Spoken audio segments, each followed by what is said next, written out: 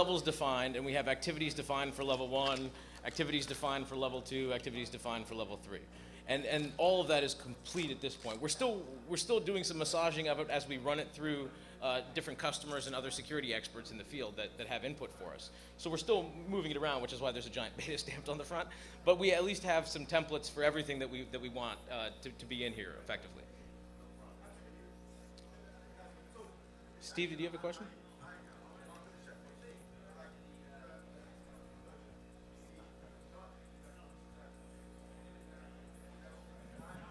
All right, so you talk about metrics being part of each of these elements. Do you expect to be proposing what some of these metrics would be, or is that intended to be the responsibility of the organization undergoing this?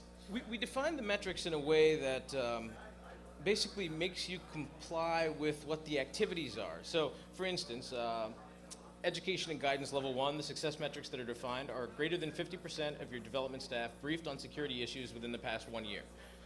Greater than 75% of development, senior development / architect staff briefed on security issues within the past 1 year. And launching technical guidance within the first 3 months after training.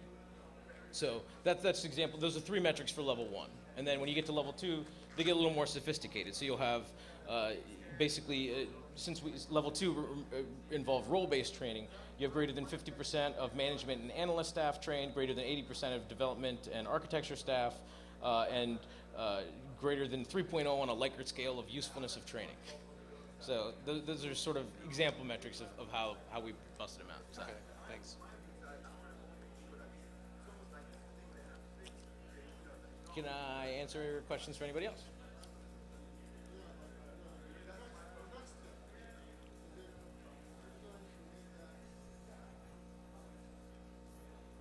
This is really loud over here. Are you going to make that like an open source, or is it going to be a property of Fortify, or is it going to be like, what's the next step? Take it. Okay, hi, I'm Brian Chess. So basically the idea is that we eventually want all this stuff to be open. We're not ready to open up yet. We basically, right now we want to get some feedback. But when we make it open, we want to say, here's what we propose and here's why we propose it. So right now we've got a lot of good ideas on the table, and what we're looking for is some verification that this is how people have actually built security assurance programs.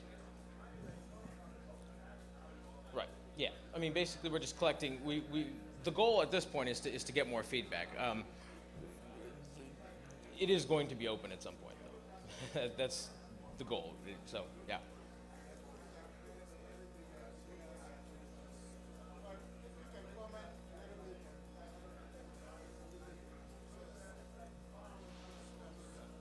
But I don't know, can you comment a little bit on the deficiencies of the 3 that you talked about before, meaning SDL, Touchpoint, and CLASP? Sure. Let me flip back to that slide just so I have a nice visual prop. Okay, so when you're talking about well, actually, I'll go to the next one. Microsoft SDL itself, I think, is the way that it's defined, where you have the activities that are in the previous slide, where you have the different activities, then you end up with like the security push and so forth. It's really not, it's oriented around this notion of a big release and having patches that roll out afterwards and so forth. And it's oriented around an ISV. I mean, it was built by Microsoft for the way that they were building and deploying Windows primarily, and the rest of the applications that they sell in a box. So if you're a financial services organization, organizing your SDL this way is not the most efficient thing, because you have this notion of security pushes, but you may be making releases every 2 months, right? Whereas that Microsoft doesn't cut a new version of Windows every 2 months. It's more of like a much longer timeline. So the idea of doing the same set of activities all within a crunched up 2-month time period is very, very difficult to accomplish. When you talk about the touch points, I really like the touch points because they show you, basically what a SDL looks like and where you need to actually have, you need to be thinking about security basically at the points where the arrows touch the boxes. But it doesn't define enough about what are you supposed to do in that box. It's a little too high level. There's not enough concrete details about how to actually accomplish it. And when we get to CLASP, the thing that I liked about CLASP is that it defined like 24 activities, which were probably more than I thought you ever needed to do for security at the time that we were building the thing. Like 24 is way too many.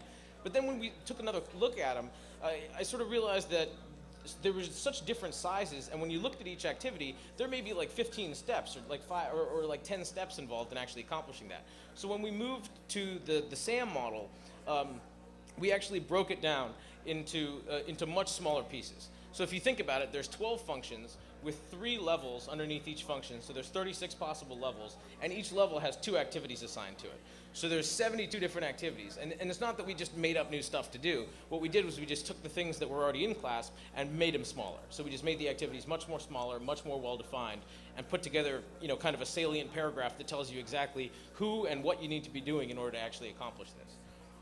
And so that was sort of the idea behind how we were going to try to make CLASP a little bit more applicable to people that just needed to pick it up and run with building an insurance program without having a lot of experience in the security field itself. So yeah, and the other thing, as I mentioned before about CLASP, is that without any notion, I mean, one of the constant pieces of feedback I heard was, well, what's the right ordering? Like, should I do this or should I do this other one first? I'm sort of this kind of organization, and these are sort of my concerns, so which is the better activity to do first? And I really didn't have great answers for people until I really got a lot of details about their organization. And after doing that a few times, it became clear to me, at least, that they were bubbling up into different silos, which is how we came up with the different roadmaps for different kinds of organizations, because ISVs generally followed the same pattern, financial services organizations generally followed the same pattern, government organizations, online service providers, and so on. So that's we sort of went down to the details and then just sort of accumulated it back up into some high-level thoughts, which is what led to the structure of SAM itself. Can I answer questions for anybody else? So if anyone's interested in taking a look, I'm willing to trade copies of it in exchange for feedback, as long as you promise to give me feedback. I'll send you a PDF. My email address is on the bottom here. And if you just want to chat about it or anything like that, I'll be around for the rest of the day, in fact. But if there's any other questions, I'll take them now. Otherwise, thank you all for your time. Oh, I'm sorry. Did you have a question? You have questions? Anybody? No?